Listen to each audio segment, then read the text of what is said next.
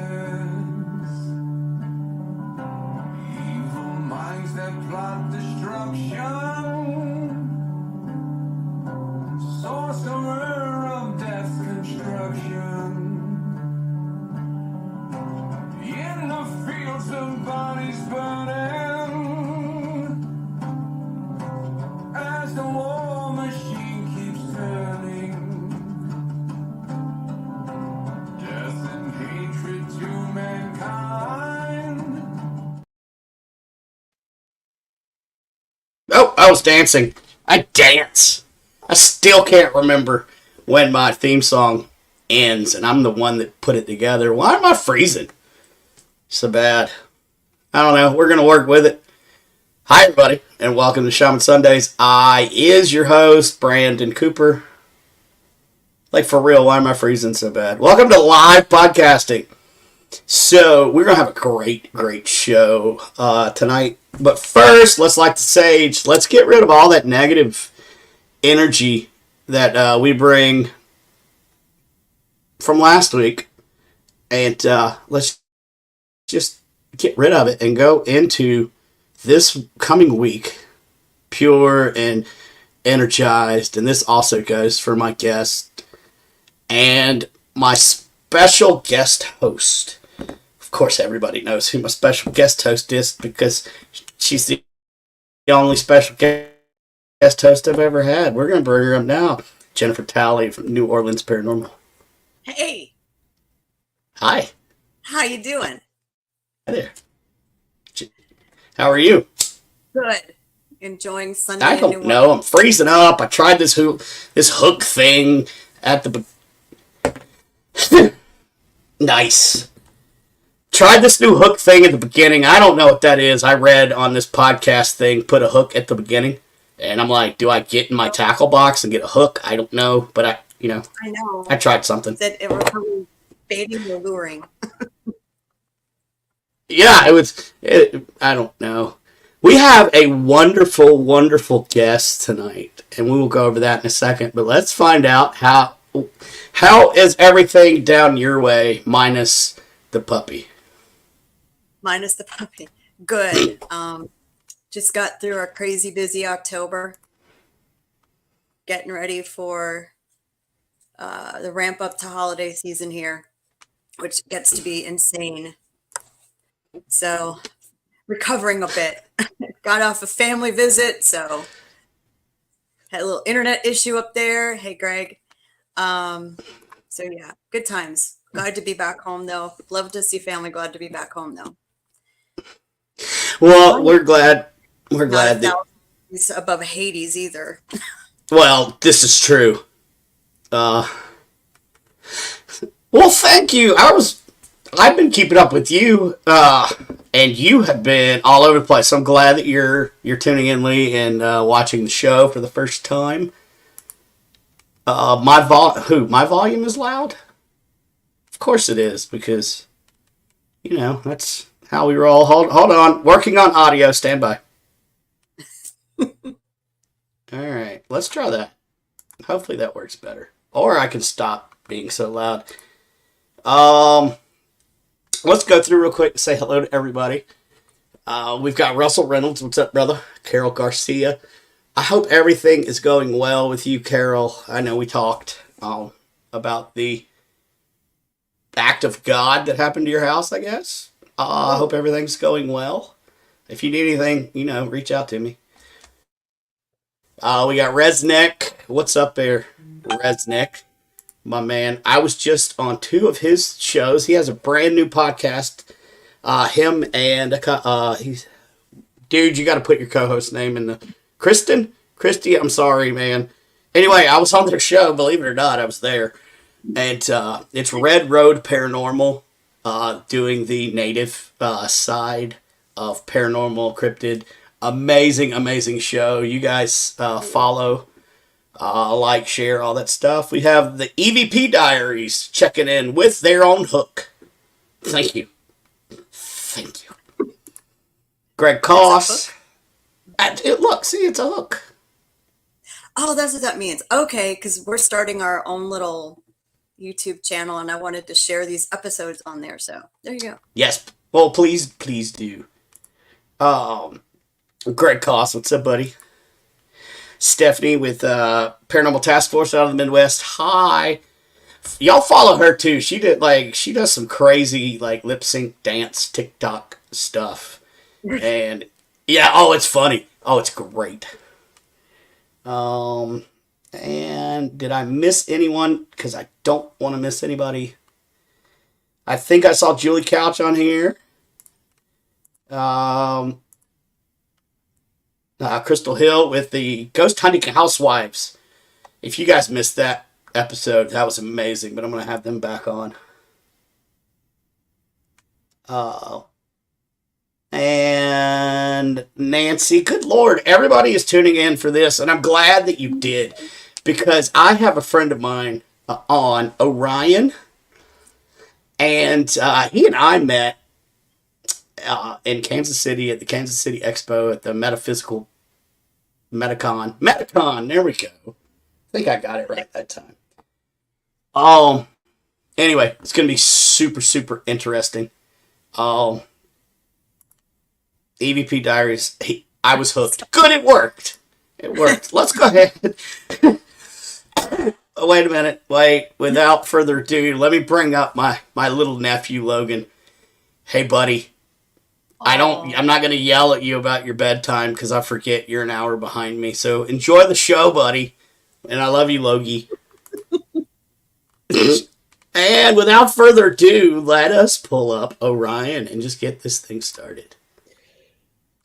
What's up, man? Hey. Hello from Omaha. Give me some of that sage. Oh, yeah, here it goes. Wait, it's out. You don't need it, apparently. I got it. Feeling it. Oh, yeah, you did. Hey, was that part of the hook? I think so. Well, it could be. And when the first Sasquatch screamed at me, I just lost all bodily control and just freaked out. So good hook. Great hook. Thank you for that, buddy. If you would, introduce yourself. Tell everybody a little bit about yourself, and then we'll get into your wonderful movie that you directed, produced, sounded, edited, everything. Right on. So take it away, brother. Oh, wait. Before we get into that, thank you so much for your service. Thank you for yours. Nah, man. I didn't do anything Marines. We just sit around and drink coffee. But you guys, you were nailing it. And happy late Veterans Day. Thank you. I was in the chair force. When we worked, and when we sat, but mostly, it was a lot of work. So go ahead and tell everybody about who you are, a little bit about your background. Absolutely.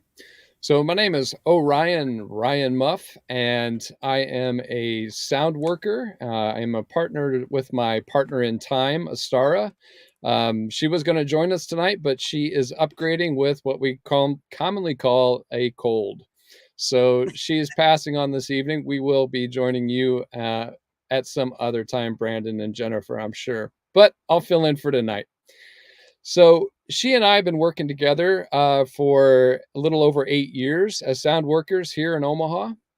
We started off our work with a single didgeridoo, a gong, and some flutes, and her voice. 8 years later, we now have like 11 gongs and a lot of bowls, and we still use the didgeridoos in our voices. We can talk more about sound work and the voice, the power of the voice later. But in that process, over COVID, we decided to film a documentary film about a friend of ours named Christy Peterson. She's a local psychic medium here, and she tells about her extraterrestrial abduction experiences and meeting her hybrid children. So it gets to be a really interesting story because we also have a UNO professor who's a retired astrophysicist, and he's in the film as well, Dr. Kasher. His full interview is in the bonus features, which is $11.11, and I'm sure Brandon will post those links for everybody. There it is. We are not alone. My extraterrestrial contact. Now, here's the get-go. This film is not to prove the existence of ETs, but it's an invitation for people to tell their story. You are not alone. Everyone has a story to tell, whether it's paranormal, mystical, magical. Everyone has a story. We're just all afraid to kind of say it because people might think we're weird. But once you share your story, that's where the healing gets in. So that's the film. There's a trailer there. And Brandon will post the links up for everybody too. Astara and I made the whole thing from start to stop. We did all the music, all the filming. I did have a friend do some of the filming in the beginning. And Josh LeBure is his name, another filmmaker here. He rolled off the project at the beginning of COVID and we picked it up. So we made this movie. And we premiered it here in Omaha at Benson Theater at the beginning part of this year. We had 3 dates that we premiered, and we had a full house each time. So we were pretty proud. So this movie's out there for everyone to take a look at. It's $11.11 for the full package. If you just want to watch it once, it's $7.77. So a lot of cool numbers there. See, I like that. And I thought that we may take a second to let the preview play and let the audience see the preview. If everybody's good with that, we'll just take a second to do that. Take it away, Brandon. Yes, sir. So, the abductions started happening, or I think they'd always happened on a regular basis, but I started remembering them on a fairly regular basis.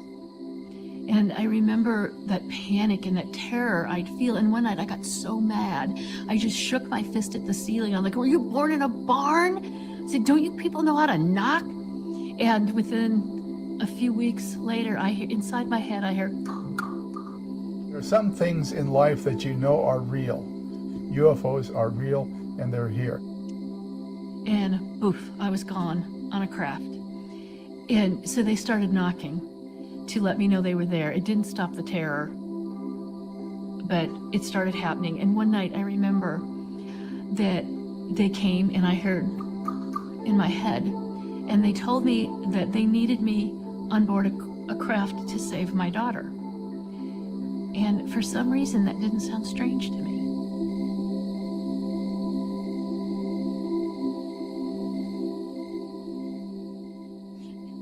I'm telling you, you can't make this stuff up.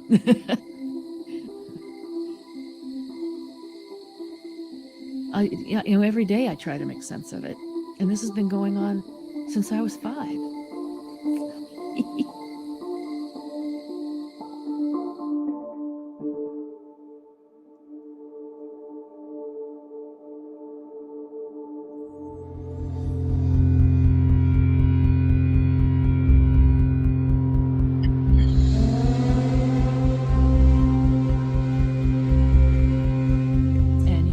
Shut up at a very, very young age. keep secrets. I've kept secrets my whole life. And I'm done. Yeah. That's it. I'm going to hit the button. Boop. Done. Now I can really tell. Now you can really tell. I like the boop at the end. There, that should be my hook. Dude, every time you hit a button, you got to go boop.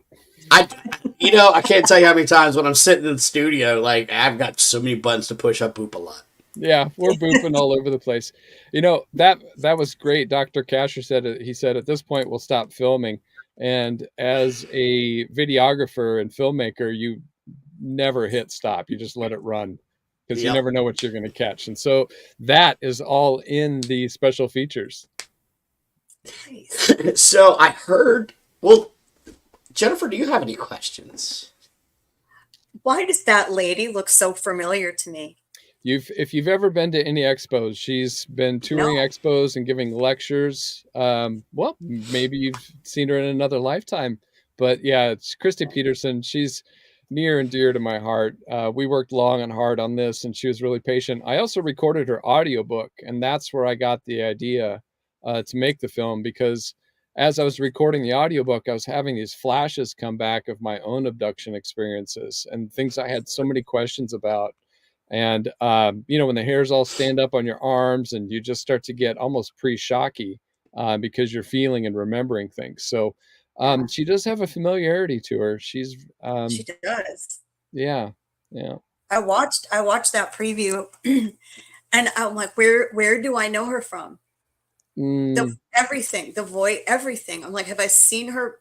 I know I hadn't watched the movie before, but I thought, have I seen her? Has she been on any paranormal shows? You said she's a medium. Yeah. And what's interesting is she talks about people that she runs into that she is seen on other craft. So maybe you've got some abduction experiences. Maybe you guys have seen each other on a craft. Maybe. Yeah. Maybe. She literally talks about this red-haired gentleman who I met at one of the premieres. I was like, oh my God, that's you. She talks about looking over and seeing him. And then a few days later, she's having a function at her artist gallery, and that guy walks in. Oh my gosh. And as you see in the comments, plus it was funny that you said that, because when I first watched the movie, I was like, I know this lady. Like, I really know this lady. Who is this lady? Yeah. We're all really connected. Brandon, you and I felt like we knew each other right away when we met. Right. Yes. Yeah. It was, and normally when I'm doing the Paracon circuit, I'm very, I'm doing the meet and greets, and I'm very polite, but I'm super, super busy, so I never really stop to connect with somebody unless they're talking to me. But he walks by, and I just look at him, and like our energies go, "What's up? What's up?" Yeah. And like we hit it off. I feel like I've known Ryan like all my life. I don't know, I can't wait to see you again, brother. Oh, we got so close to coming up your way this year, but it just didn't work out. Hopefully next year we'll definitely come see you. Yeah, man. So I heard some very interesting, a very interesting soundtrack to this movie. Go ahead. Yeah. So Astara and I, we tracked the entire soundtrack. That song that you heard there at the end, that's one of my first songs I ever put together on Logic Pro, which is the mixing interface at the computer. We tracked our piano for some of the sounds. There's a lot of gong sounds. There's a reverse gong sound in there that you hear at the end of the Dr. Kasher interview. It's a swell. It goes wrong. And that's our gongs, and I just reversed the track. So I did a lot of sound engineering to create those sounds for the film. Every sound you hear in there is ours, with the exception of, I think there's some finger snaps that I got offline. Canva, we use Canva a lot. I love Canva. It's got everything you need for B-roll. So yeah, it was quite the process. My first debut for upright bass playing is on there. I'm a old bass player with a band called Spilling Poetry out of Lubbock, Texas. And we stopped playing together in 2020, but we started playing together in 1994. So Oh, wow. actually, we've got our last album that I'm going to release here shortly, and I'll have to send it your way, Brendan, so you can take a listen to it. Oh, yes, please. Music's my life. I've been actually thinking about doing a music podcast called Live Near You. But, that's... It's not that I don't have enough to do, is what I'm saying. But, this is probably the first movie that I've ever seen that I recommend you wear headphones when you watch it. Oh, nice. It's just, so I watched half the movie on my laptop with no headphones. And then I was like, wait a minute, let's see. And I put the headphones on, and it's just, it's amazing. So I do recommend, that, you could just watch the movie, first of all. But, always put the cans on, because you hear the sonic healing is almost how I call it, because it's just the sound is amazing. Thank you. We do consider it kind of a download too. What's that, Jennifer? I thought the same thing when I was looking at your website. I was like, wait a minute. I'm putting my head up to my phone. I thought, I think I need headphones for this. Yes. Oh, we can talk about the benefits of headphones, of cans or earbuds. And that's a huge deal when it comes to listening to sound. The speakers on your computer are pretty good, these days, but man, nothing beats a good pair of headphones. Like Brandon's are over-the-ear headphones. Those are really nice. I've got a little itty-bitty buds in right here. So it really changes the whole experience. And we've got some free downloads on our website that you can listen to. Pop in some buds and take a lay back and chill out and listen to those recordings. Plus, we have got more to purchase too. So. Yeah, I'm actually going through your website right now looking for something to pull up. But while I'm searching, we might as well just show people around the site. That's my partner in time, Astara. Mm-hmm. And she is an amazing lady. I didn't get to speak with her much at the con because, she was running the helm over there at your booth, but she's, the little bit that I did get to speak with her and what I've read of her book, just an amazing soul. Thank you. She's been around before. Yes, she has. She's an old soul. And when we met 9 years ago, I really had to step up my game in order to hang with this woman. She was a whole different resonance. I was full of alcohol and cigarettes and marijuana and all kinds of problematic behaviors. And in order to hang with her and have this life, I swiped right and all of a sudden everything changed. I and it's funny how when you find that person that not only brings you up but stands by your side while doing it, it's an amazing thing. Well, I had a dream before I met her that I was in this dark basement of a club, and there was a woman singing at the piano, and she had long dark hair, and I couldn't see her face as you normally do in dreams. And we just started singing together. We hadn't practiced, and I wasn't even a singer at the time. And we just started singing together, and we were in perfect harmony. And I felt just alive. Every hair on my arm was standing up in that dream. And then years later, I meet her. I quit smoking, and she said, I bet if you quit smoking, you'll start singing with me during these events, during our sound events. And sure enough, so we love to sing together. And I think couples who sing together can really feel that resonance, and it's really magical. Yeah, definitely. I love that shot with the gongs on the head right there. Yeah. I'm just, there is so much that, your site offers. I don't even know, since we're, let's meet Orion. There's Look at that. There's our gongs. So, Yeah, like you do a lot. Now, I've had a lot of did different careers. Yeah. Well, yeah, I'm a verb. I'm a verb. I'm not a noun. You know, I'm a human doing and being. So I've gone through a lot of different iterations of myself, and I've been an EMT. I was in the Air Force, stay-at-home dad. I worked for Best Buy Corporate as a trainer for the quality and training team at the corporate office. A handyman, a musician, and on and on and on. Yeah. we share some of the same Clifton strengths. Yes, I love strengths. I'm also a 7 in Nice. um oh my god, you know what I'm talking about, right? Yeah. It's not the Yeah. Clifton strengths, it's the other one. Anyway. Yeah, so that's kind of cool. I love the Clifton strengths, and for those of you who do not know what Clifton strengths are, you can Google it, and it is a wonderful, like, I guess, personality type test. Yeah.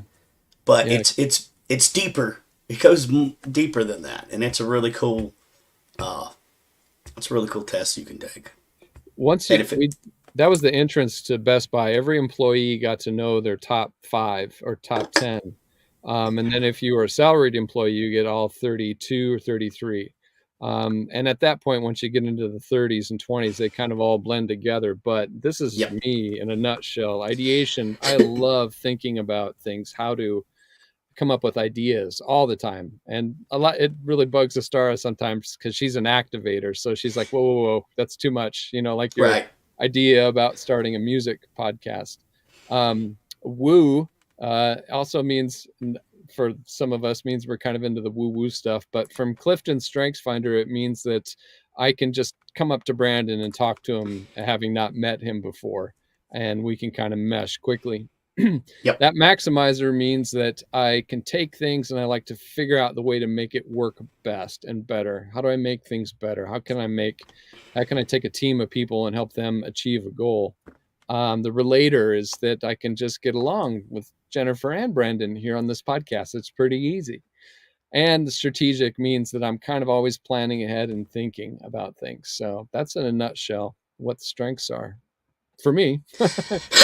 Yeah, and I mean you can go as deep or as shallow into the Clifton strengths as you want. Normally, I don't sidebar on Clifton strengths and stuff like that. However, since it's in front of me, it's an amazing way. I did it when I was trying to recover from alcoholism, and it helped a lot to look on a piece of paper, and it tells me who I am, or who the real me should be fitting into this test pattern.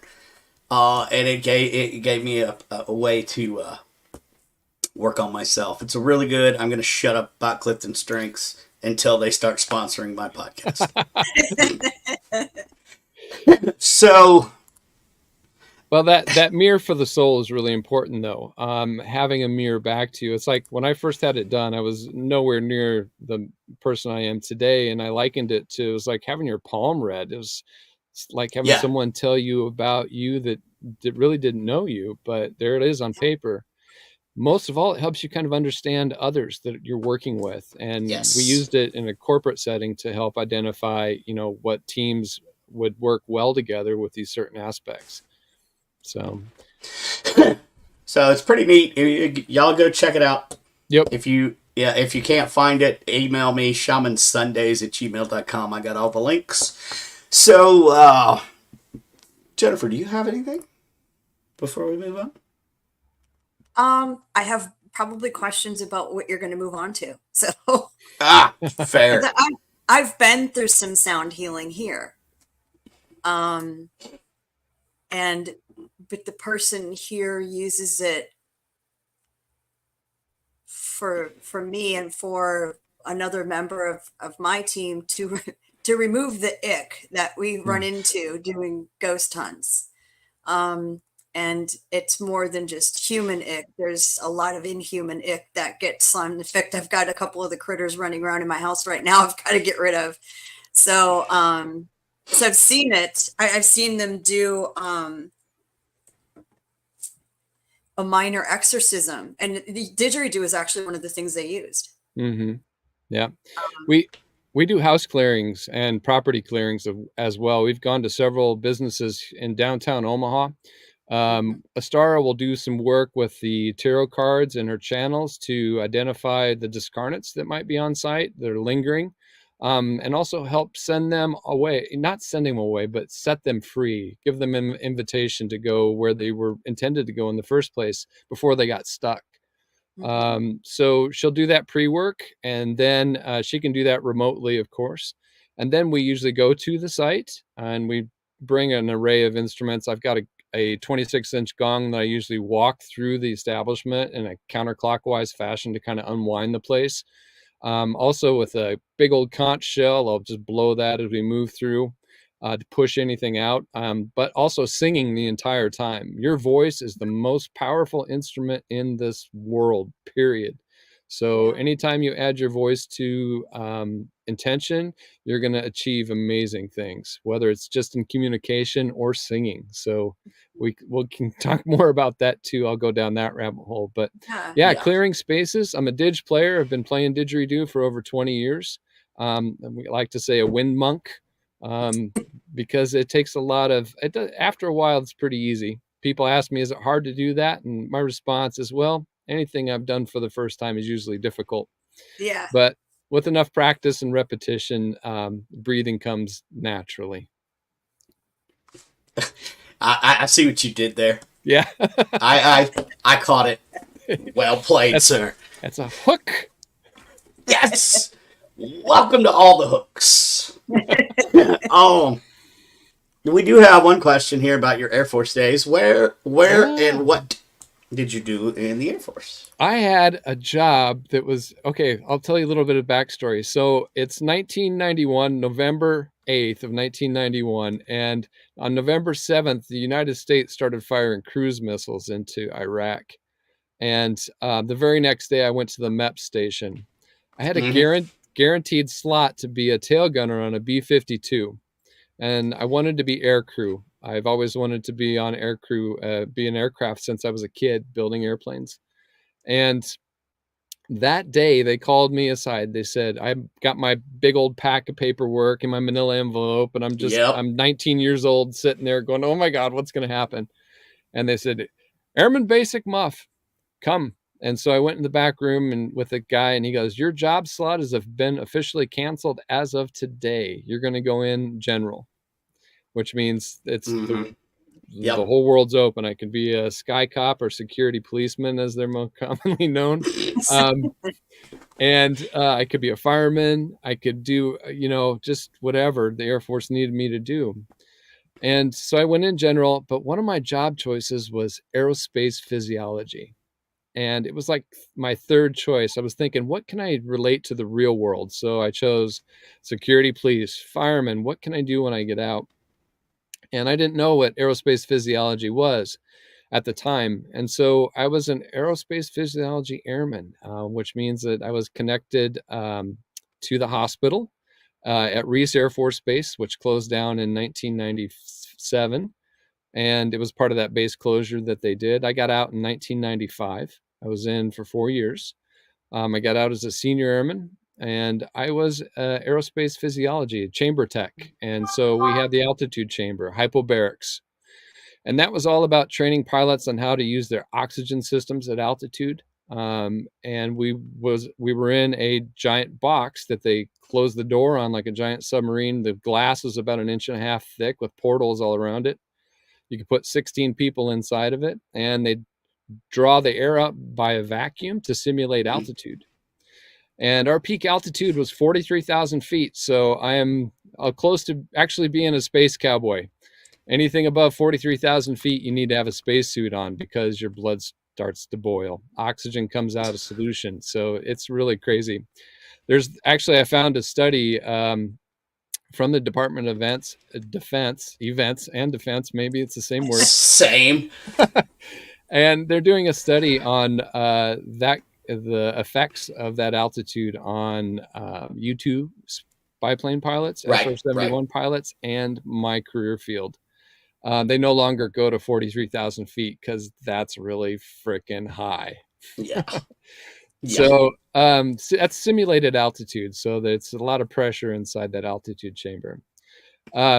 So we did that to train pilots about hypoxia and the effects of altitude and rapid decompressions. We had a rapid decompression simulation. There's a lock chamber that's attached to the main chamber. The lock goes up to 8,000 feet, and the main chamber's up close to 35, and they flick a switch, and that lock chamber goes to 22,000 feet in about a second. Oh. So you get a rapid decompression. It's like getting hit in the gut, and all the air goes out. So as you're lecturing, the jerk off sitting out there that's going to throw the switch tries to catch you mid-sentence. So you go, oh, and you put your mask on. So it was a lot of fun and games. Anyways, it was the 90s. We also did parachute training. We trained pilots how to do parachute landing falls. We had a swing landing trainer. It's like a giant swing set for adults, and you swing, and then boop, they let you fall down in the gravel. And then we go out onto the plains of West Texas, which are amazingly flat. The joke was you could stand on a Coke can and see the back of your head. I like that. I like that. Well, we always had to drive around first thing in the morning and look for rattlesnakes, because there were some six footers out there that we chased into holes. Man, West Texas. Nope. So we did parasailing. So they'd suck you up in a parachute, and you go about, the rope was 250 feet. So I'd say you get about 150 feet off the ground, and the truck would slow down and lower you to the ground. And then you'd practice your parachute landing fall, and inevitably you'd hit your head a few times, but it's good practice. It's a wonderful practice, especially when you get to hit your head. Yep. I've done it. I've done it. You have. Yay. I have. Man. I jumped. So I get it. I just figured out, I've got probably about 15 to 20 parachute landings, but I've never jumped out of an airplane. You're not missing anything. You're definitely not missing anything. Yeah, why would you want to jump out of a perfectly good airplane? Because I was dumb. and they pushed you out the door. It's like, go. Right. Oh yeah, because I froze up at the. Yep. And they're like, there's no freezing here, but okay, here we go. I was an instructor in the classroom. So there I was, 19, 20 years old, with a whole room full of ROTC and Air Force Academy graduates. Airman Muff, of course. My call sign was Diver. Uh-huh. Yep. I had a mouse airbrushed on the visor of my helmet, of course, and a diver down flag on the back of it. But that was a no-brainer. I didn't even have to choose go through the induction process to get my call sign chose. That was a good time. I also went through the Aircrew Survival School, which took place in Spokane, Washington, in the mountains in February. So we had 3 feet of snow, and it was blazing cold at night. Mm-hmm. And that was a lot of fun, learning how to survive in the woods during extreme cold conditions. The not so fun part was at the end of the escape and evasion part of it, where there were guys chasing you in helicopters and snowmobiles and AK-47s with fake rounds, and you were tired and exhausted already after 6 days, not eating great and being cold, and they catch you. And it wasn't until I was 43 where I realized that that's how the Air Force trains their interrogators, gives them a bunch of pilots to work on. Yay. Oh, right. Yeah. I see. We have quite a few similarities. I went through SEER school as well. But I went through in the desert, so I had the hot box that I was put in, and blah, blah, blah. Anyway. Nice. Yeah. And there's nothing wrong with us. Nothing wrong with us now. Yeah. Because, Amor forte. Love your fate. Love your fate. Yep. Oh, there he goes. Look, that's me. No, Hoorah. Not at all. Hoorah. Or what was it? What was that y'all's like war cry? Was it espresso or something? It was lunch. That's right. Lunch. I don't know, man. My uncle, when I was 18, he had been in the Army, and he was a door gunner on a Huey gunship during Vietnam. Ooh. And the life Ooh. expectancy of those guys was probably about 30 seconds. Actually, it was 17.5 seconds. That's even less number. Wow. And he told me when I was talking about going into the service, he says, go for the Air Force. He said he'd never been on an Air Force base that didn't have air conditioned rooms while they were sleeping in tents. So I thought that was a no brainer. Yeah, my uncle worked for the Joint Chiefs of Staff. He was also an instructor at the Air Force Academy, and he begged and begged and begged, and I was just dumb and went in the Marine Corps. Marines are hardcore, man. Yeah, they are. High speed, hardcore, and wow. Yeah, but they see now that I'm older, I'm like, I wish I was like low speed. I'm downshifting as fast as I can. I can't, man. I can't do it anymore. Like, a night out on the town for me and my wife, if we're not back by 9:30 at night, something's wrong. Yeah. I'm a level 51 human this year, and I was think of it as leveling up because, like a video game, there's a great parallel between life and video games. Every year you level up, you get a new age, and then you meet new friends, you have new allies. Like you two are both new allies for me. This is a new map. I've never been here before. I've set down old weapons and picked up new tools. Right. I've got new attire. I got new threads to wear. I can put on whatever I want as my avatar every day. I wear my altar out into the world, the things that my magic protection, Yep. I've got a magic find ring. Huh? Oh, hey, nice. Yes. It's called my wedding ring. It was magic when I met her. So yeah, it's well played. Parallels. Yeah. That's another hook. Look, I have an AI thing that I just got that I'm going to run all of this through at the end, and it pulls out a bunch of like really good clips. I'm wondering how many. Like, I'm going to get a bunch. This is going to be great. Air Force, Jennifer, I think we can wrap up with that. Jennifer. I think so. It's all right. My family's in the military. My stepson's in the Air Force now, so. And what does he do? I don't know what it's called. He goes to airports and checks out if their stuff's working right. The equipment at the airport. An equipment stuff working guy. Yes. That works. Make sure the stuff that helps the planes land is working. Yes.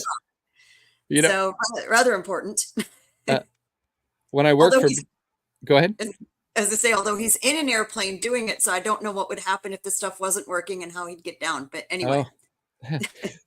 When I worked for Best Buy, they trained me in a thing called Lean Six Sigma, and that's about process analysis. And we looked at airports and airplanes, and most people are actually more worried about their luggage than if their plane will land or not.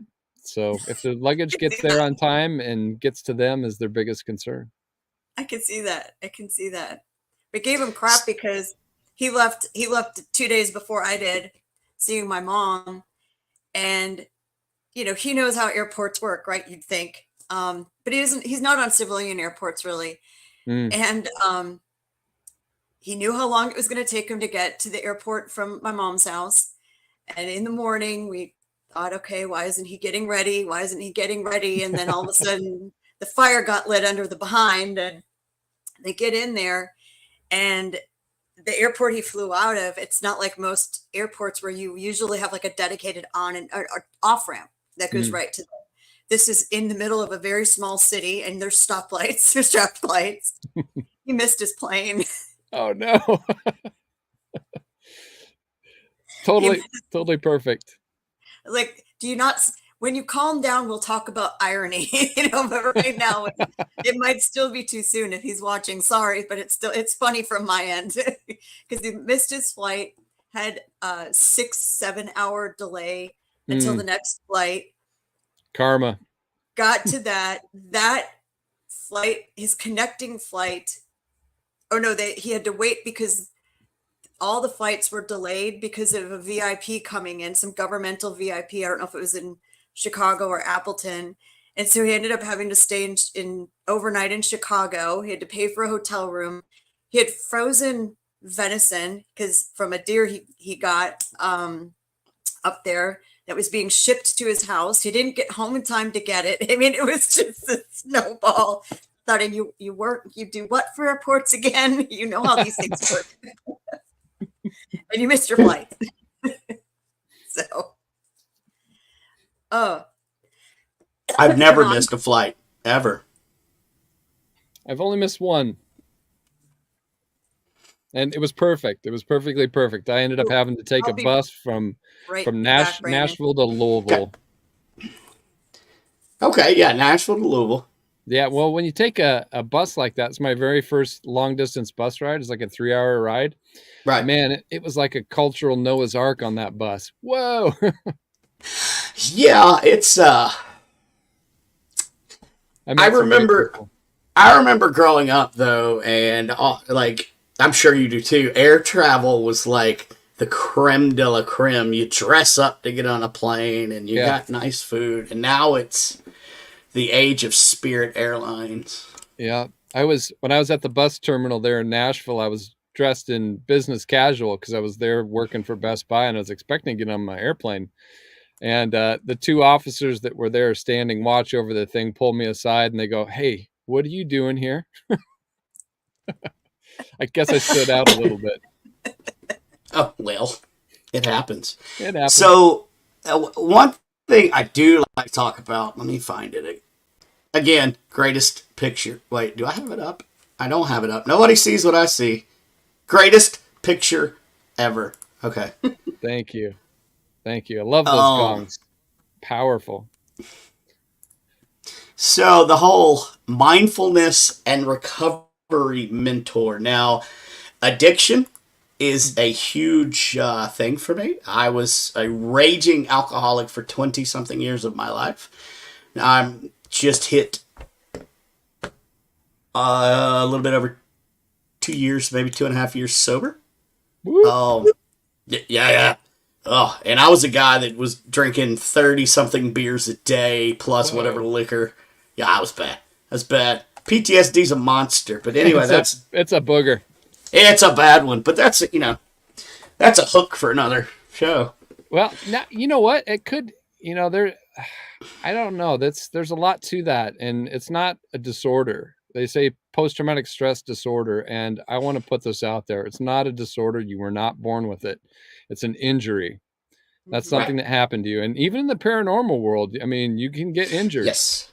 You can get injured, and that will stick with you. And that can lead into more about the sound work that we're talking about, because we're all suffering.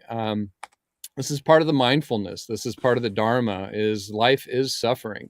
But when we learn that it's impermanent and that others are going through it with you, and just like in our film, you are not alone. I mean, the film's called We Are Not Alone, but you are not alone. Brandon, you and I talked about this at depth for as much as we could. I know we're going to have many more late night conversations about it. Yes. Because it's when you can help nurture someone else through their recovery process is when you start to work on your own. So, and then you have to clear out all your secrets. You can't have any secrets in your basement or you will not heal, because it's shame that drives addiction. Yep. But I'm a mindfulness and recovery coach, and Brandon, I'm sure you know about all the people in your life that have been helpful as mentors for you, and helped you help give you a hand to hold. When 100%. Yes. I'm there for you, brother, if you needed. Man, and I'm here for you as well. Yes. 2 thumbs up. Of course. Yeah. Jennifer, you're on your own. Oh, that's all right. I kid. We got you. So that brought us into sound offerings. Yeah. I figured that would be a good little segue. Yeah. And again, I am going to copy, and I'm going to put this link in the comments, and I will add it to the description of the show at the end of the show. I completely forgot to do it because I set this studio up at 3 o'clock this morning. So, but yeah, so in sound healing, I I told you at the con that just excited me. The whole sound healing. As a shaman, I mean, I do some with a drumming or chants. Again, it's the voice. The voice is super, super powerful. Mm-hmm. But, you take it to that level where, anything is possible. Mm. And this is just all my opinion. He is not paying me to say this. But, I mean, with what got you into wanting to learn sound healing? Excellent question. So, Astara and I, when we first met 9 years ago, I was working as a handyman for myself, and I was doing some landscaping, which means I was pulling weeds. Right. And I ended up pulling some poison ivy, and I didn't know it. It was the season, I just didn't know it. And you think I'd have known better as an outdoorsman, but I ended up pulling some poison ivy. And 2 days later, I start to see the poison ivy start to develop. It starts to show up along your, these little straight line bumps. And I'm like, holy crap, it looks like I got bit by fire ants. If you've ever bit by fire ants, it kind of looks like the beginning of poison ivy. Yep. And yay, Texas. Yeah, right. I was fly fishing, got bit by some fire ants, and I ended up jumping in the water. Holy crap, those things are hot. Anyways, so I noticed those bumps, and I was like, geez, this is poison ivy. And Astara came down with it really bad. It was my first time, so it was pretty bad. I went to the VA and got a shot and stuff. And Astara had poison oak when she was in California. Her boyfriend at the time was a mountain bike rider, and he crashed. And he snuggled with her in the evening and gave her poison oak, and it went septic, and she was in the ER. But with me, we ended up taking her to the ER, and the nurse said, "Oh, honey," that's the first thing out of her mouth. It was so bad. And I thought, holy crap, I just met this woman, and now I scarred her for life. Well, we'd taken all the anti-inflammatories that we dared to at the time, and she was just in bed miserable. And I said to her, I've been playing the didgeridoo for some years, and I know the Aborigines use it as a healing instrument. Would you mind if I played it over you? And she said, no, absolutely, because she was from Berkeley, and everyone from Berkeley knows what a didgeridoo is. Right, yep. And so I actually had a didgeridoo at that time that I had ordered from Australia, and I had learned how to started playing in 2001, and now we're in 2015. So I've been playing for quite some time, off and on, because I was a cigarette smoker, and it's kind of hard to move wind when your lungs are conflicted. Yep. That's a nice way to say it. I like that. So I took that didgeridoo out, and she was in bed, and I played it for her, and she began to have an emotional release. She started crying, and the itching stopped temporarily, of course, but she had an emotional release. And most of the things that are happening with our body are emotional anyways. I know that's a hard thing to get your head around, but everything that's happening in your body is the body tells and holds the story. So all of our experiences come out. So she had this giant emotional release. And as I'm playing, here's the fun part. I feel like somebody hits me on the top of the head with a fist, and then the electricity goes down through my body. It's a Kundalini awakening. It goes all the way down to my toes. And I went, I kind of coughed and stopped playing. And then I started playing, and it happened again. Bang! And it zinged right down my body into my toes. And I coughed again, and I stopped playing for her, and I said, what if we take the sound from the didgeridoo and combine it with your card work, and we can help people? I had no idea what sound healing was at the time. And so we just, about a week later, 2 weeks later, she says, I think we need to get a gong.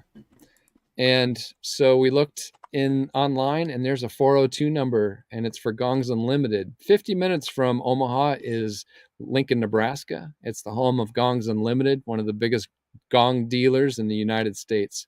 Coincidence? I think not. Ooh. Hook. So we went and got our first gong, and we started off. We just posted some stuff on Facebook. We had an 8-year reminder here of our first sound session, and we had a couple First Nation style flutes that I also play. Our gong, a shruti box, which is a drone instrument, and there's a didge.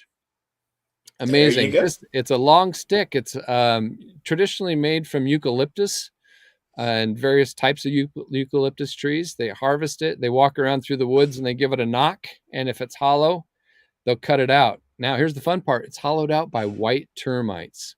White termites start digging at the base of that thing all the way up. And so they make all these tunnels. And so they're looking for the hollow ones. It's sustainable. The tree regrows the branch. And what they do is they use a rasp and they knock out all those tunnels. There's some great videos online on how this happens and the history of it. The Aborigines, or the science says that the Aborigines are like 50,000 years old. But the Aborigines say they are older than science. So you can chew on that one for a minute. Of course, they're not going to find those sticks. They first came over to the United States. An anthropologist brought them around here about 1972 or so. Didgeridoo is one of the Western names for the Yurdikai or Yurdiki. There's like 52 cultural names throughout Australia. So that's just in a nutshell, a little bit about the didgeridoo. It's got some beeswax on the end of it to help you get a nice seal. It's just one long hole, and you make all the tones by moving your tongue back and forth. Technique is called circle breathing. You're really not breathing in a circle. You're more or less recycling some air. So you'll hear a lot of people sniffing as they're blowing out. So you're just kind of refilling space in your lungs, and it's a kind of an exchange thing. Kenny G was the first Western musician to do it. He used to hold these really long notes back in the late 80s and early 90s. People would say, wow, he's got amazing breath. Nope, he was circle breathing. So he knew a trick to add to his trade. That's awesome. I didn't know about the termites. Yeah, white termites, man. Pretty powerful stuff. And the fun thing is there's all different kinds of didgeridoos now. There's yucca didgeridoos. They use a yucca plant. They basically dip it and hollow it out, and they dip it in a sealant.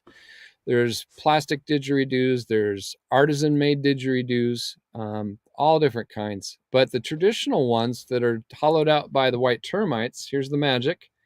Those white termites don't just dig straight. They dig these little chambers off to the side, and they're called anechoic chambers because extra resonance can come out of there. So it's not just the slick interior wall where the air passes through. Right. It goes through and it resonates the entire stick. When I give a didgeridoo lesson, I get out like all 9 of my didgeridoos, from plastic to traditional, and I'll play it behind someone and have them experience the different flavors. Because a plastic ones and bamboo are very resonant on the outside. You can feel them in the room. But the traditional wood ones will penetrate right through the bone. So, I mean, effectively, even if they were all made out of eucalyptus, because of the nature of their design, they all are going to sound a little different, aren't they? Yes, different lengths change the pitch. Different thicknesses of the wood will also change the pitch. All different tonality. Player, how hard you blow. I can bend a note soft if I don't blow as hard, or if I overblow the instrument, I can put it into an upper register, sharp as a musical term, so flat or sharp.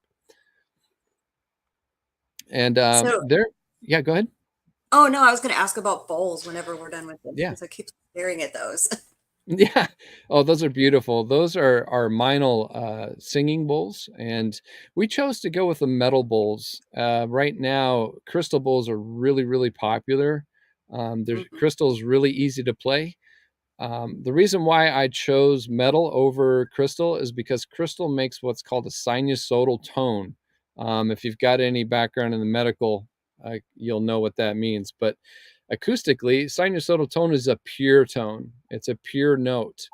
And what happens with metal is we get a lot of overtones. So we not only get the fundamental of the bowl, but we get the richness of the overtones. You've been to crystal sound baths. They're amazingly penetrating because your entire body structure is crystalline in nature. Your bones in the center are crystalline. So from an acoustic standpoint, entrainment means that you're going to entrain with that tone that's coming across those bowls.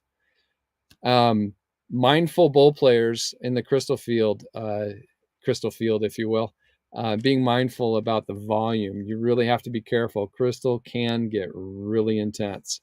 So as we teach our students or people that come to see us to learn about sound work, we talk about that. I love the bowls because of those overtones. They don't just generate the fundamental tone, they're into octaves and they're creating stuff as it bounces around the room. So, I mean, I read a lot too. Even doing meditation, you see all these different hertz and frequencies they talk about that are healing. I think it's 100, was it 100 and something or something 41?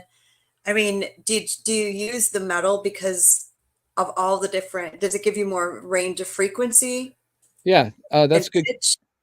That's probably one of the most popular questions out there right now. It's a big topic. And I've been studying it for some time. And I'll start with this story. As your car rolls down the interstate, it's resonating at a certain frequency, as depending on the speed. One of our vehicles at 80 miles an hour is an F sharp. Oh, And depending on how much stuff you have in that car, it could deaden that note and make it flat. Or if you slow down, it'll change the pitch. If you change your tires, it'll change the pitch. If you've ever had a big truck with some big mud tires pass you, you've heard whir, whir, whir, whir, whir. Yep. And that's all going into your body. So not only is the truck resonating that way, but your body is. And here's the proof in this pudding. When you stop after a 2 or 3 hour drive and get out to put gas in your car, you feel the wobble. Yes. Right? Yeah. That's because your body is entrained with the frequency of that vehicle. It's not just because you're tired, it's because your whole body's been resonating with the vehicle for 80 miles an hour locked in, or 70, 75, locked in for hours. You see the same thing on airplanes. They call it jet lag. They think it's because of time zone. Well, it's not only that. It's the resonance of the airframe. You are resonating with that airframe as it's hurtling through the atmosphere. And you're further away from Gaia. You're further away from Pachamama, the Earth's frequency that you resonate at naturally. When you're on the beach with your feet in the sand, it feels good because you're closest to the center of the Earth. And that Schumann resonance, as they measure it, that's what holds our body. So grounding is a great new topic. Walking barefoot on the earth, taking your shoes off, because that rubber keeps you from connecting. Some of the old scientists would put copper on the bottom of their shoes so they can help ground their bodies. Tesla was doing that. So on to the frequency conversation and sound. It's a good stepping stone for people. But if I played you 528 hertz through my system, you can only listen to it for just a very short amount of time. But it is the love frequency, according to frequency people. 432 hertz tuning is a big thing. People talk about how we've tuned our music to 420 over the times to affect our moods. Yeah, that's all video. Yeah. And they even sell some gizmos that you can it is true about the car. Totally crazy.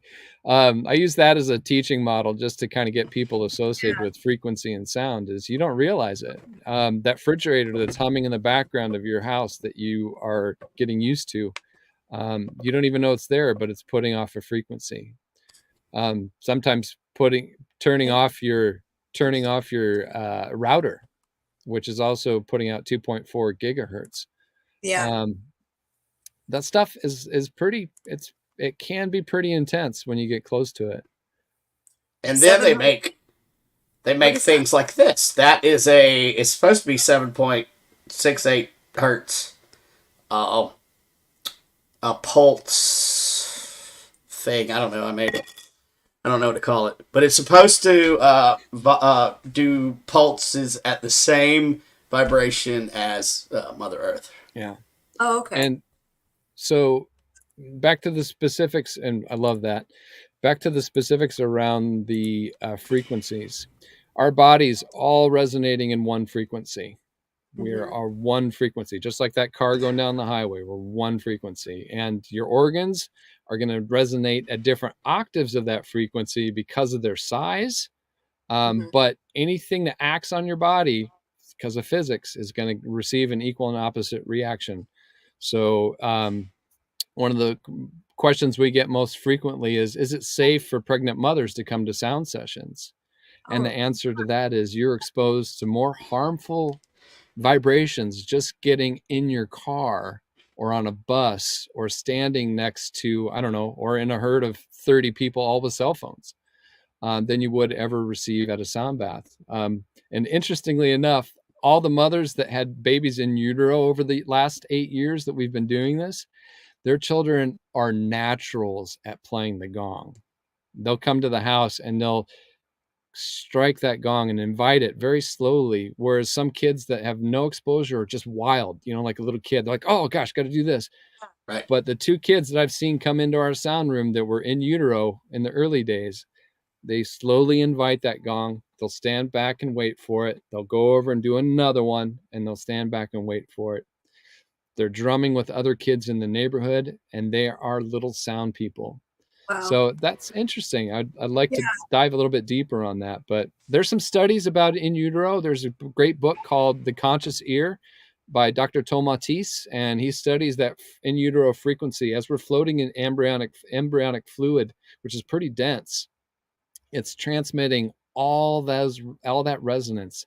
Every time you're fighting with your beloved, you're creating resonance in residence for your residence. Hook. So as your child is residing inside of you, be aware of the frequencies that you're exposing, mostly the ones that you're creating yourself in your voice. And I dropped the tone of my voice just now, just to show you the difference. Yeah. I was speaking excitedly and with speed, but just with a little mindfulness, we can create some new magic and new resonance for our body and those that are listening to us as well. How's that? Funny. Is that close enough for an answer? Yeah. Well, no, I do one of the meditations I do a few of them, is 741 hertz. And it's supposed to be for healing. I don't know if that's a good one or not. Well, yeah. That's kind of what I was, okay. And I had done some Tibetan bowls. I downloaded that like several years ago because I had horrific, what I thought at the time were migraines, dead people, not migraines, dead person yelling at me related. Right. But still, I would listen to it was Tibetan bowls or gongs, or it was more like a gong sound. And depending upon the setting I chose, I finally found one that if I sat there for about 15-20 minutes, my headache went away. It wasn't away for, it would go away for a few hours, but it was away for a little bit to where I got relief because, Advil, Tylenol, you name it, nothing was working. Yeah. And you don't want to sit there and down pharmaceuticals because you need to find why. Yeah. Yep. That's the Band-Aid. That's not the problem. Yeah. Yeah. So, well, yeah. So another part about frequencies is related. So we take pharmaceuticals, but we're assuming it's going to go just for that one spot, the head. But when you consume that, it goes through your entire body. So you think of frequencies that way too. And we like to talk about this with sound. Sound goes exactly where it's needed, where it can be received. And it's kind of like water. It flows into all the cracks and it will go exactly where it's needed and all the frequencies. So that's why we use the Tibetan style bowls, or the singing bowls, more commonly called, would be to introduce all of those frequencies, or as many as we can.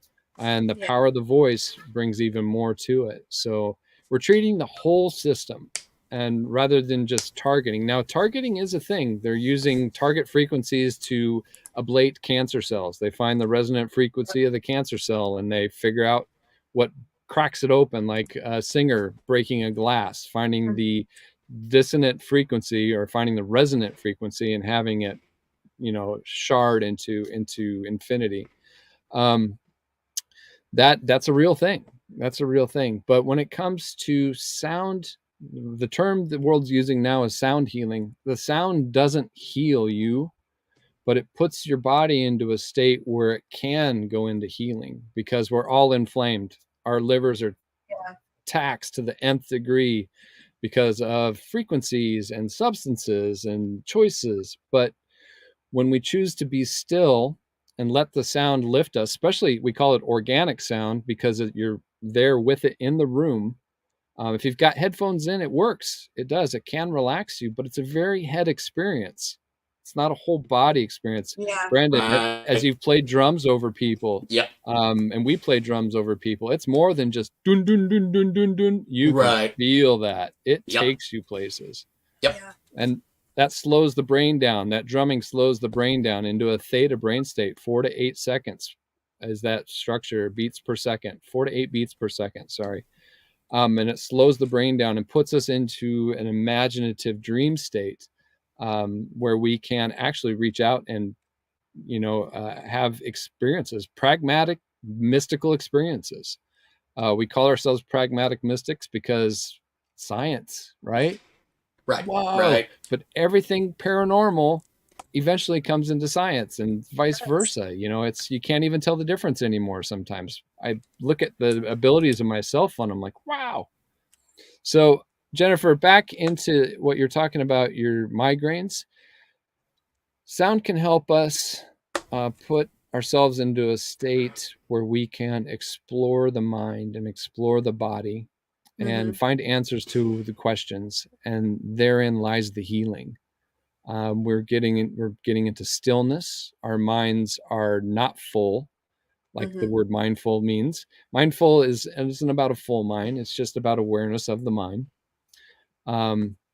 If we think of the mind as a snow globe, and we shake that snow globe up every day when we first wake up in the morning, we're going to rattle that thing around, and all those flakes.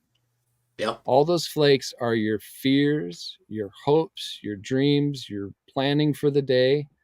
And the idea is to let that snow globe be still so those flakes can settle. So finding some sort of stillness or practice to still your mind.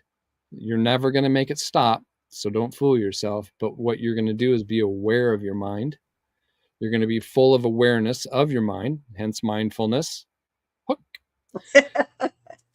And you let those snowflakes settle. And once they start to settle, you become into peaceful mind. And then that's where the healing gets in, is when you can rest your mind. And we're in such a go world. We tend to reach out for substances that rest our minds. We tend to reach out for activities that rest our minds. What sound does, and what these sound workers do, like myself, is we create a space where you don't have to have a practice of meditation. We'll grab those snowflakes for you with those gongs or with our voices and make them go whoop. Yep. And within 5 to 10 minutes, you'll be in a relaxed state. And speaking of sound, I think I'm going to play this little clip real quick. I got a better one for you. Go to the shop. Yep. And there's a free download there for a wave. Scroll. Yeah, keep going. Yeah, there's some stuff to buy. Astara's book and the Guide to Light Meditation. There's a free one. But go down. Let's find some sound if you scroll down. Because a lot of this I already have this guided meditation, by the way. Do you? Sweet. Go ahead. Sweet. A lot of this is still also the science behind how mediumship works as well. Yeah. Yeah. It's also vibration meeting. Yeah. Right? Yeah. Theta alchemy ocean waves. Hit that sucker. Theta waves, man. Oh, love theta waves. Yep. Got a few of those in my little playlist too. Yeah. Yes. Yep. So this is all connected. Oh, Yeah. This is all connected. At the root of every religion is sound and singing. Yep. At the root of every experience is a paranormal or mystical experience. There's some type of resonance or frequency. And Mhm. we just are learning to tap into it. We all know how to do this. We just need people to mentor us in that space, to give us the permission slip to touch that space. If you're a music maker, a lot of us had music training when we were kids, and we got totally disgruntled because it's very Western. It's very 1 and 2 and 3 and practice and do and go. yep. But sound work is about just that channeling and feeling into it. A lot of times we just feel the room, and I'm almost in a channeled state. Well, we are in a channeled state for that whole 50 minutes that we have you with us in a sound event, which we have one coming up in Omaha at the Ohm Center. This is a plug. Yep. And December 16th, we're going to be at the Ohm Center in downtown Omaha. And we are taking tickets for that right now. So you can find on our site, at our event site. Astara and I will be there, and we'll have all the gongs out and all the songs. Are you downloading? If you were going to be in that area, please go and check that out.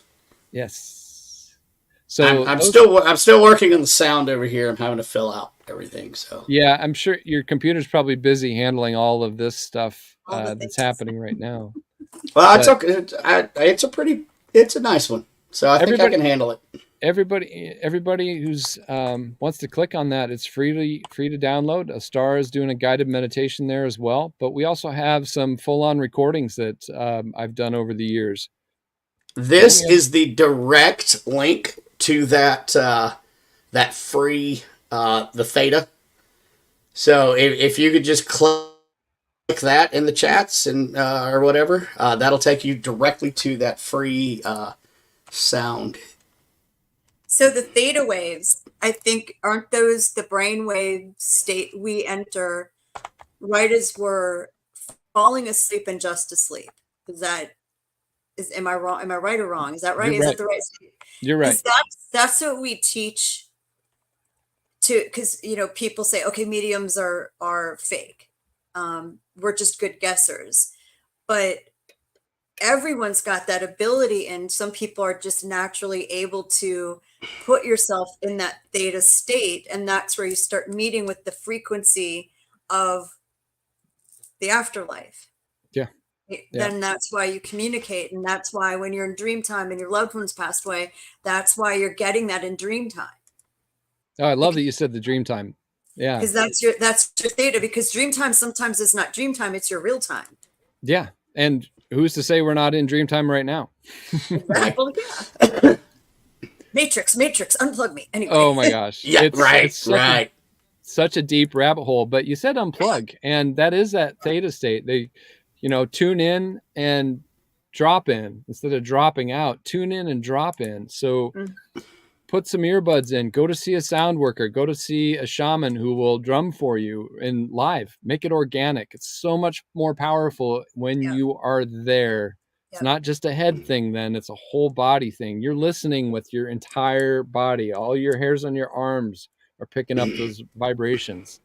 And we just real quick, we need to go to take a little 5-minute break. Actually, we'll talk for a minute, because I just about have that theta download done, and we can, while we do the break, I'll just play that. Cool. Oh, nice. Very cool. Good idea. Yeah. Man, that's a hook. Hook. All right. People who have problems staying asleep. Yeah. Sound recommendation for that. That's me. That would be me. That's me. Go listen to some of our stuff. It'll help. Go listen to any sound worker stuff, but just make a conscious effort, create some sound yourself before you go to sleep. You've got the most powerful sound instrument in the world, and that's your voice, and you don't have to sing any words. So are you saying this is the same as? Yes, it's all spiritual. What isn't spiritual and healing in these spaces? If we're putting intention at it, it's all healing. I was an EMT for a year and a half, and I got to see behind that curtain. Somewhere there's a divide between health and care. And I don't know, somewhere along the line. So you talk to anyone in that career field, health and care isn't the same thing. We have to go back to the old ways, seeing the local shamans, seeing the mystics to help us find out what's causing the dissonance in our bodies. Usually it's up here, ego, right? We tell these stories. If we can find the root of these stories, we can help change our relationship to them. Astara's book is all about that. How the Stars Tell Time isn't just about stars and astrology. It's about her going back using her journals. She journaled since she was 8. She found that when she read those journals, she could go back in time and to visit the 8-year-old that was writing in that journal, or the 12-year-old, and be that guardian angel or mentor. Oh, nice, man. Well done. Be Thank that you. mentor. That's also available on our site, and we're working on the audiobook right now. Boop. But she's traveling back in time, not to change the event. You can't change the event, but what you can change is that your experience with the event. You can love that event and yourself to a new place. I like to say that my whole life changed when I started learning how to love myself. Yeah. And for years, counselors said, you got to forgive yourself. And I'm like, how in the do I do that? How do I forgive myself? Well, it wasn't until I was 43, I figured out how to love myself. And that's because I started doing this work and to helping others figure out how to love themselves to a new place. So we're just coming into new relationship with those hurts and harms that we experience, post-traumatic injuries throughout our lives, changing our relationship to them. They won't go away. They'll never go away. But how you interact with those, how you deal with them in real time is available. And we go to sound workers, we go to shamans, we go to mystics, intuits, you name it. People that are working out their clairs, you've all got them. Yep. Mothers are the most clairvoyant people on this planet. Yes. They know exactly where their kids are all the time. Yep. I think a friend of mine says women are more in tune because of how we raised. He always jokes and says, men, we think it was just gas because we weren't raised that way. That was Sam that says that, but I laugh, but it is true. I mean, females are just historically been raised that's how, but that is that connection between mom and baby. I mean, you have a baby, you put it right up on your chest. And even if the baby was crying, here's mom's heartbeat because that's what they've heard for 9 months. Here's mom's voice because that's what they've heard for 9 months. And immediately, okay, I'm fine now. Yeah. Right. You're entrained. So I think in utero, children get more, the acoustic word for this is entrainment. And the example is as women go to work with each other, cycles all line up or get close to being lined up.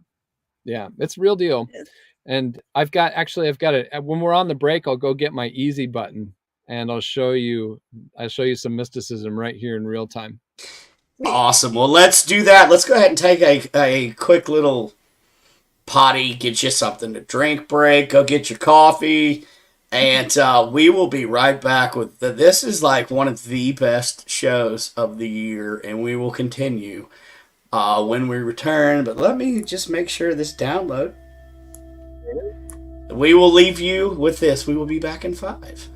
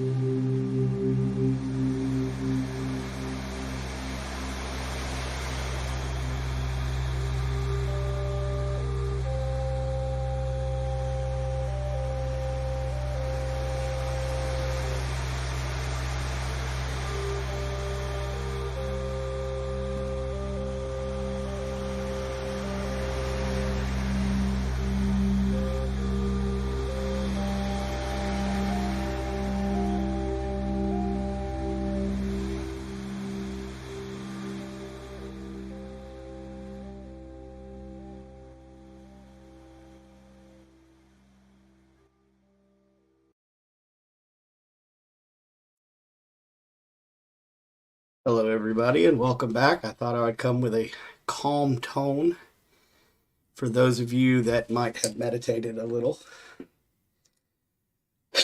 Welcome back, everyone, and we will jump right back in.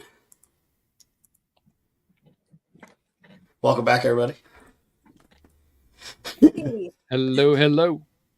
So, there was one thing I wanted to mention. You were talking about mothers and how they know where their children are, and I always say that I think that females vibrate at the same, or at least the birthing parts vibrate at the same vibration as Mother Earth.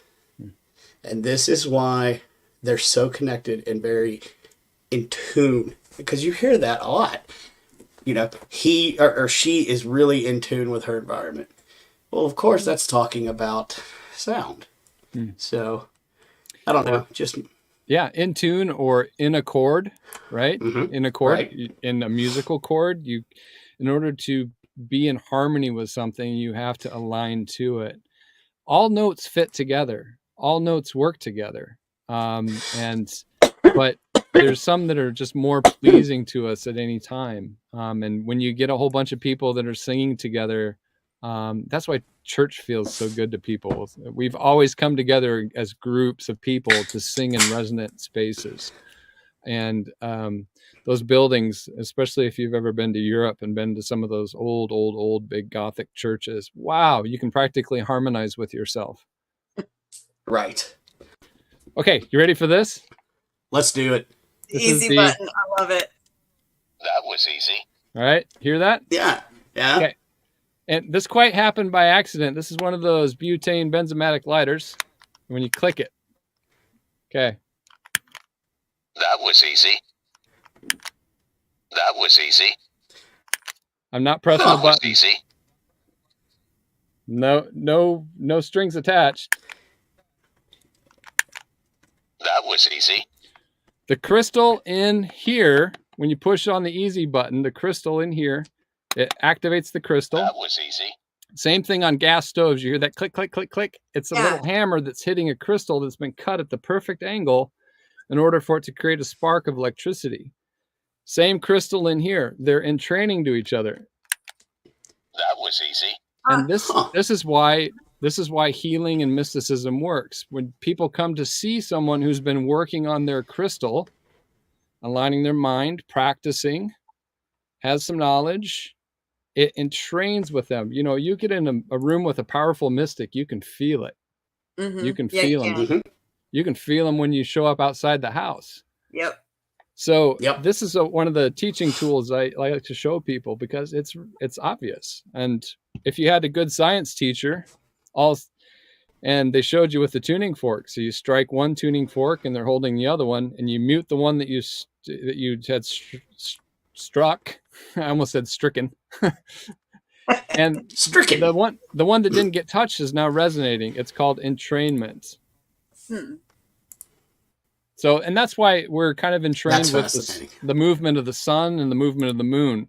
We're electric body people. We're electricity. Our electricity runs our body. What's the spark that runs the electricity? Where does that come from? It comes from the middle of your heart. There's a place called the sinoatrial node, or the SA node. It's about the size of a nut, and it's in the middle of your heart. It's, for surgeons, it's called the no-cut zone, because that's where the spark of your body. Some say that's where your Akashic records are stored. That's the magic. And so that spark is constantly sending electricity. So we're electric body people. There's some great science. I just watched some great talks from some really smart people. I love to wake up early. Yep, for sure, Nancy. True story. I love to, when I wake up early in the morning, I usually get up about 4:30, go to bed about 9:30 or 10. And the first thing I want to do is listen to smart people talk about smart things.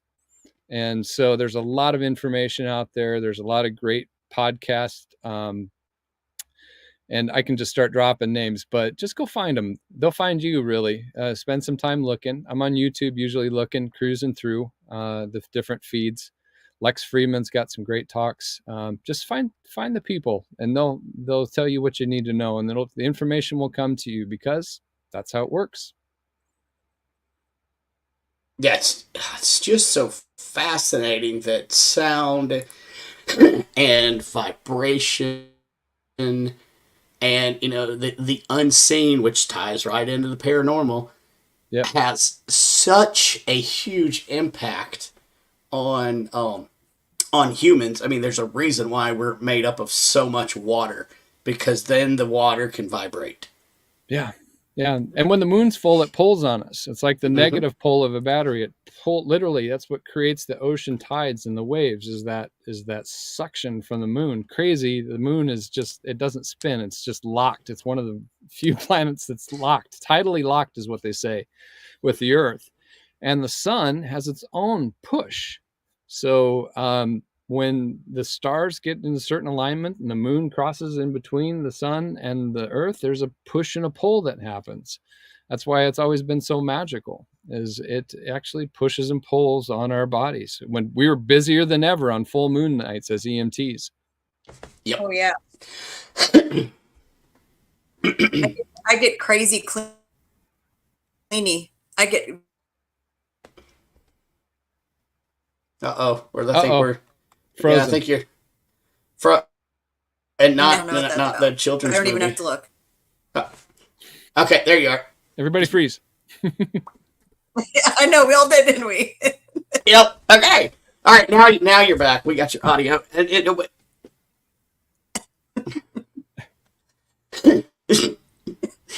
Okay, so try that again, Jennifer. Sorry, I don't know what happened. I was just saying. I don't have to even look up in the sky. If it's a lot of times, I mean, we're in the French Quarter. It's a little hazy sometimes. But I get nesty, cleaning, organized, and I was like, I wonder if this is full moon. I look on my phone. Yep. Real deal. Real deal. Yeah. It's amazing. I pulled up something here that we need to talk about. Classes. Yay. Yeah. Let's talk about classes. You want to explain a little bit about these classes here that are available?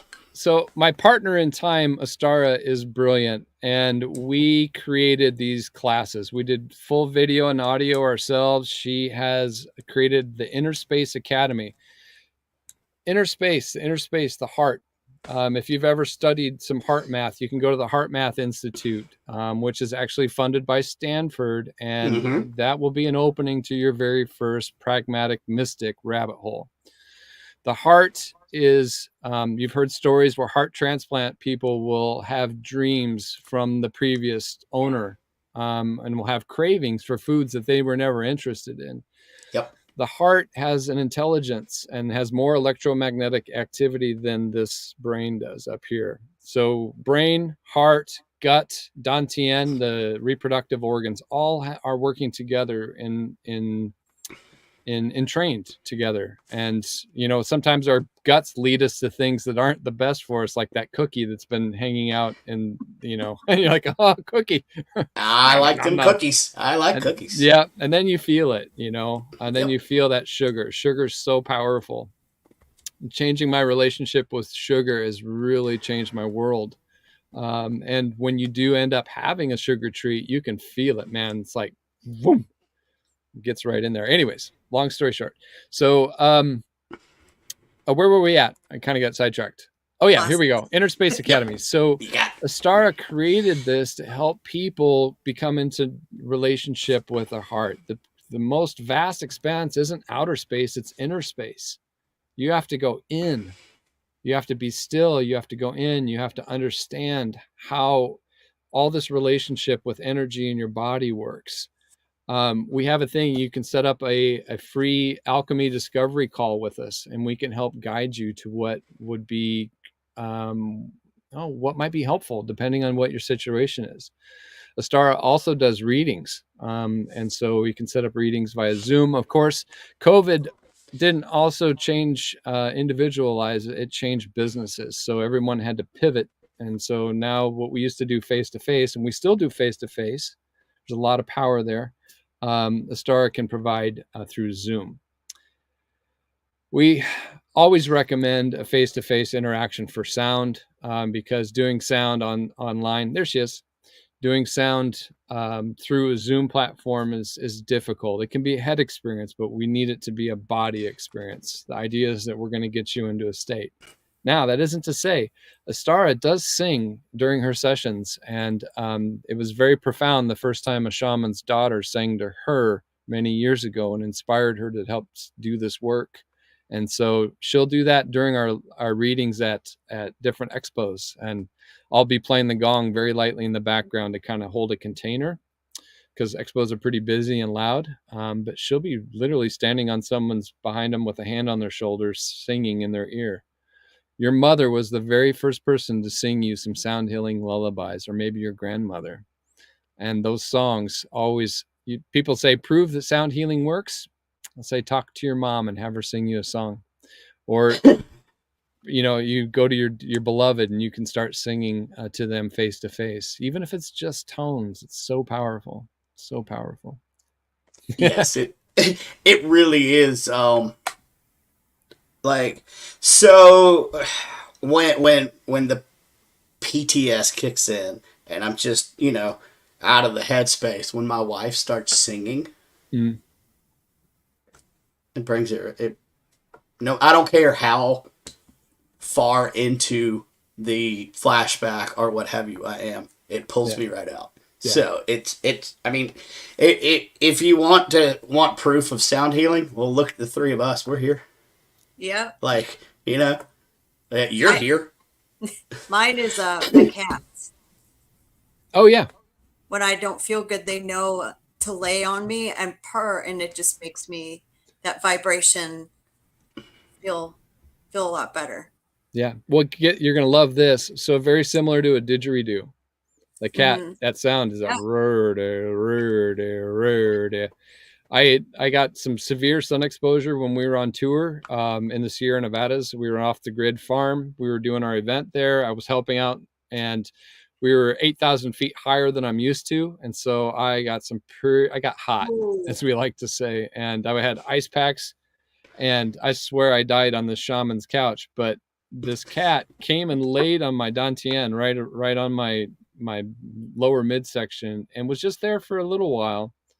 Did some resonating and then got off, and everything shifted. So the healing power of animals, whether it's the horses, there's equine work. People do a lot of work with horses because they have such big hearts, and they put off that energy. They can also pick up on your energy. Cats, wow, very powerful didgeridoo players in their own rights. And just any type of creature on this planet is also powerful, very powerful. Well, they say horses have, like, I've read things that horses are the closest. They really exist on both sides of the veil. Yeah, for sure. That out of all living creatures, they're one. And you think it's because of the size of their heart? Yeah, well, yeah, very, very big hearts, and they've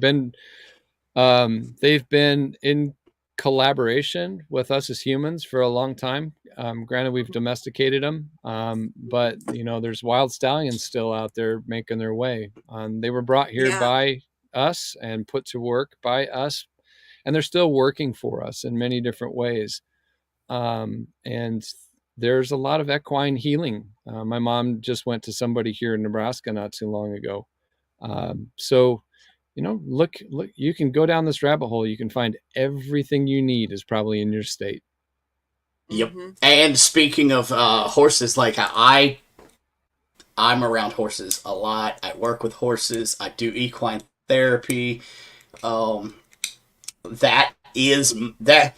does the shaman go to recharge? I get on top of my horse and ride.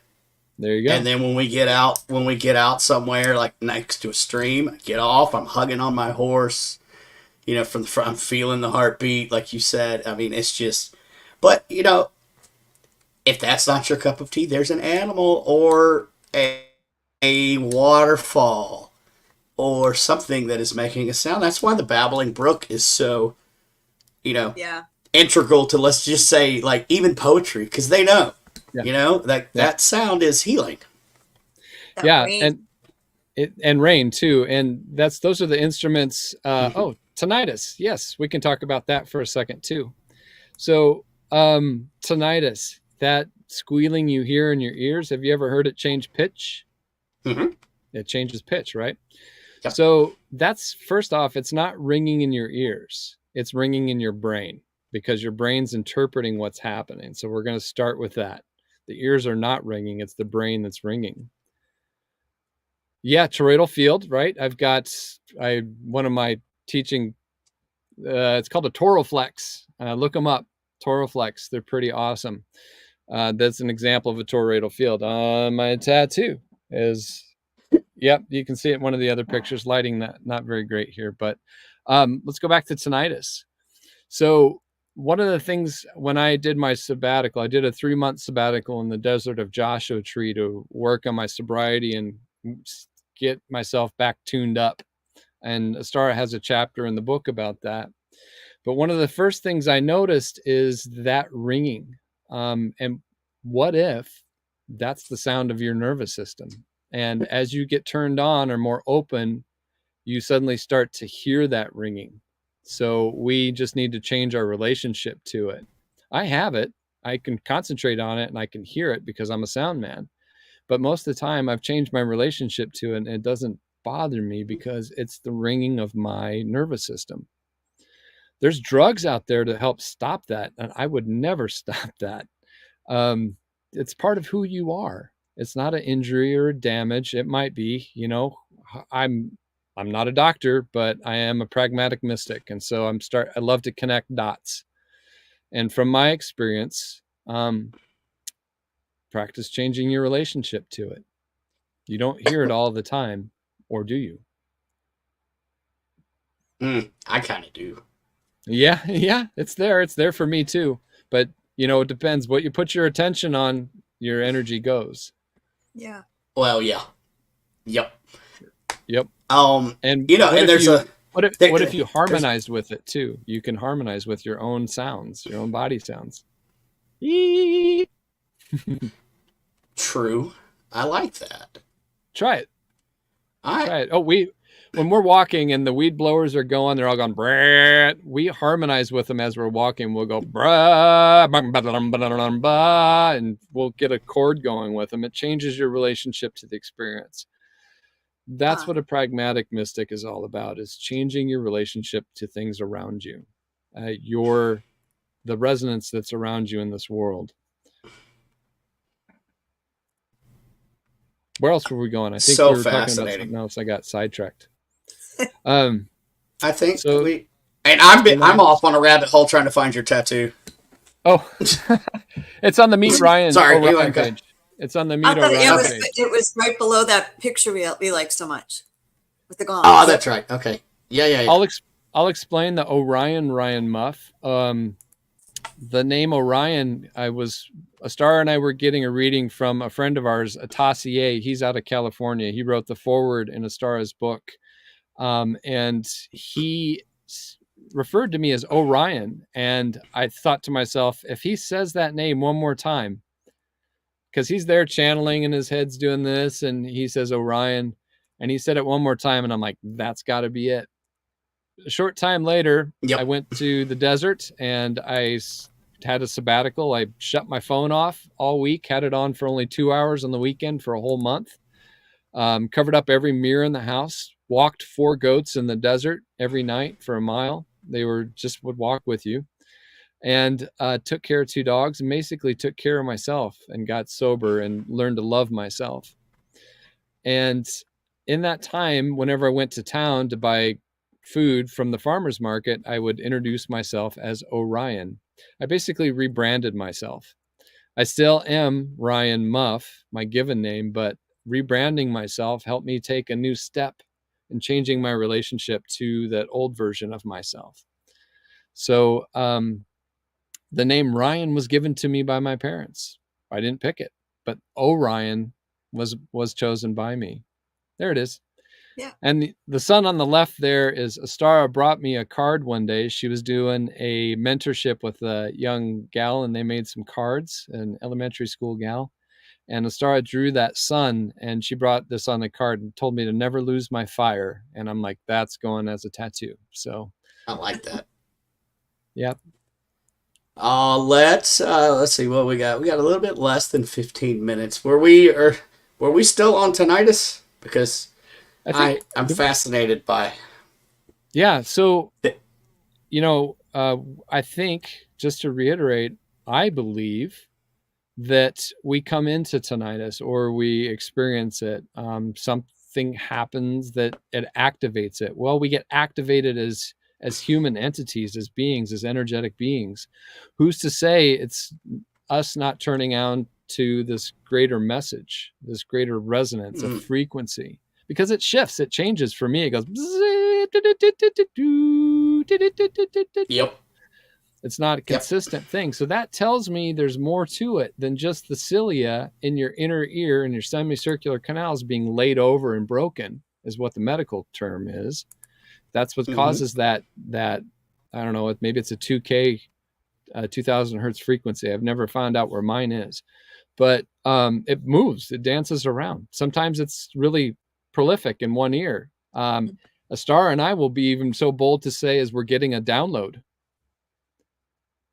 I was always brought up, the old wives' tale was that someone was talking about you.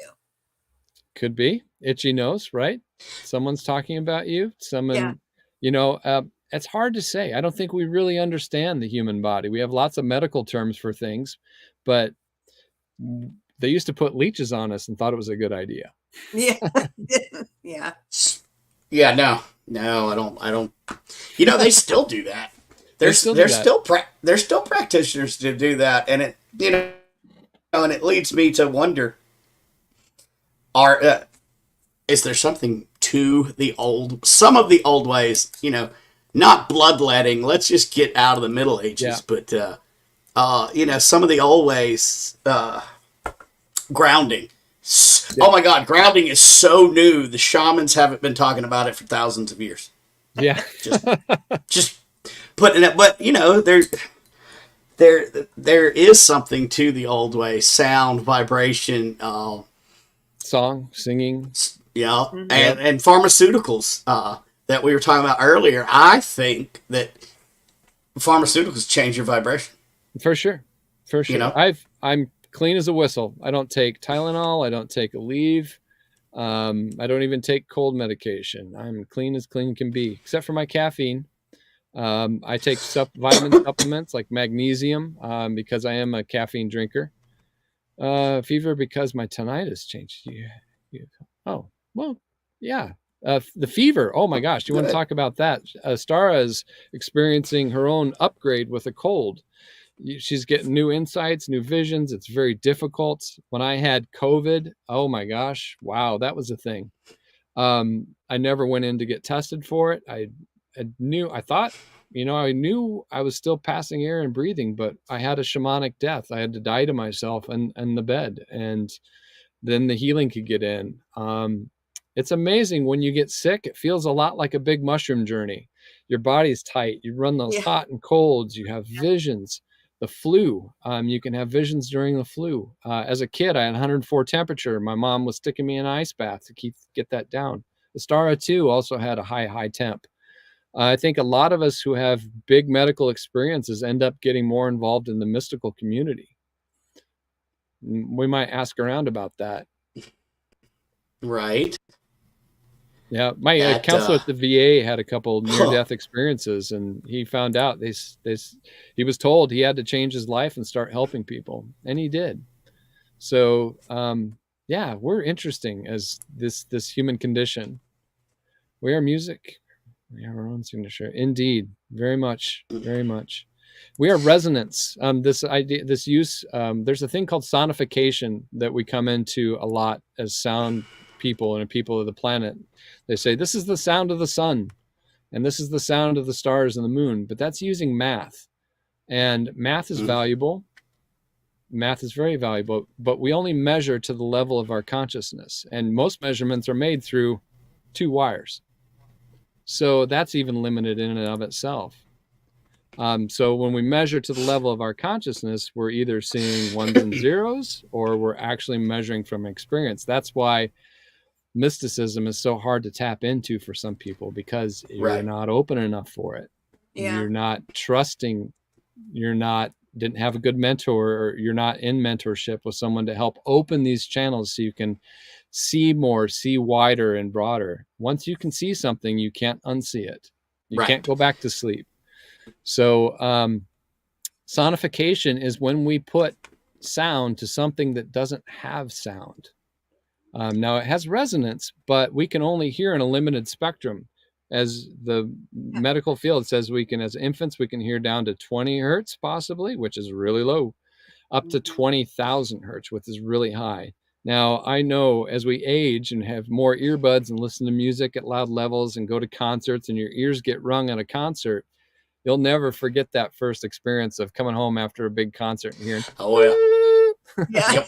Yep. So, yeah, the art of sound and resonance. All sound is created from resonance.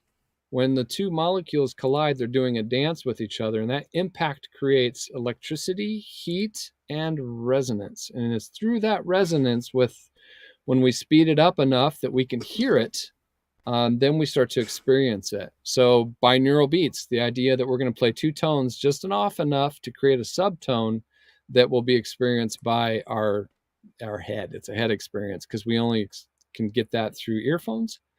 Live gong events, I can put two gongs together and you'll hear the whoop, whoop, whoop, whoop, whoop, whoop, that beating sound.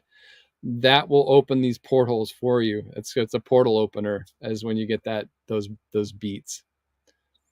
There's some goodies. There's a Toraflex. Yes. Oh. Yep. And Astara. Yep. It's a fun teaching toy. It also can stimulate the arms. You can put it in your arm, up and down your arm. It'll roll through your arms, and you can pass it back and forth like that. I just kind of did a wave there. That's cool. Hook. You actually had that when at the Kansas City Expo Center when we first met. Yep. We were at Des Moines, and this last weekend or so, and we sold out of them. They just went like hotcakes. People were loving them. See by that one, like that third picture, it's on his arm. Yeah, there it is. Yep. Yep, and there you go. If you raise your arm, it'll kind of roll up the arm. Astara uses it as a teaching aid to talk about the energetic field that's around us, the planet. If you go to NASA, you'll see one around there. It's around magnets. It's called a toroidal field, and that is our energy field. And as we come together, our toroidal fields interact. When we wake up in the morning, if we have a wobble in our field, this is what Astara's Inner Space Academy can help with, is when we wake up and identify we're out of tune, we've got a wobble in our field, she can help you retune yourself. Working with a mystic, with a shaman, or with an intuit, they can help you get back into tune. Having a practice like meditation will help you get back into tune. Artwork is meditation. Music is meditation. It's funny, the word meditation and medication are only one letter off. That's true. Hook. I like that. Okay, so we're coming down to the last 5 minutes. Jennifer, do you have any further questions? What I'm going to call this, I'm rebranding this episode. It's going to be The Sound of Healing Volume 1, because we're going to come back to this. Yeah. Oh. So I had heard or read that as people who were born without the ability to hear, that are getting implants, transplants, something to where they can hear again, the one thing they're very surprised about that they can't hear is the sun. They all thought the sun would have made noise. And I thought, well, if you got close enough, it'd probably sound like a big old bonfire, you know? Yeah. Get it? I kind of thought, well, why would it make noise? I thought, well, if you learned it was fire, you hear a fire. Yeah. Well, you can feel fire before you hear it.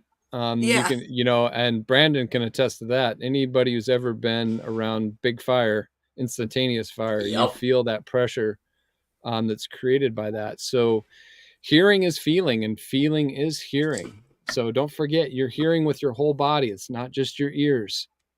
Your eyes pick up a lot. They're soft. They're very, very soft. They're full of fluid. Your body is full of fluid. Your entire body resonates. So technically, we are hearing the sun, but not in an audible way. Right. I thought that was So- kind of fascinating. It's, Yeah, and- it's not loud. What's very fun, because I speak some sign language, is that when I can get a deaf person to hear the gong play, the music of the gong, they'll put their hands up against it and their eyes get so big, just because that is a very unfamiliar thing. Big gongs feel like the only way you can experience nice. The only way you can experience a big gong is to be near it or in the same room with it. You can hear it, but it doesn't sound the same. So as we're ticking down on time, let's pull this back up first of all, and let's just talk about where people can find you on the socials or wherever. Yeah, we're all over all the platforms. You can find us through illuminating hearts, because that's where the heart energy is. That's where all the love comes from, is the heart. And so that's why we called ourselves Illuminating Hearts.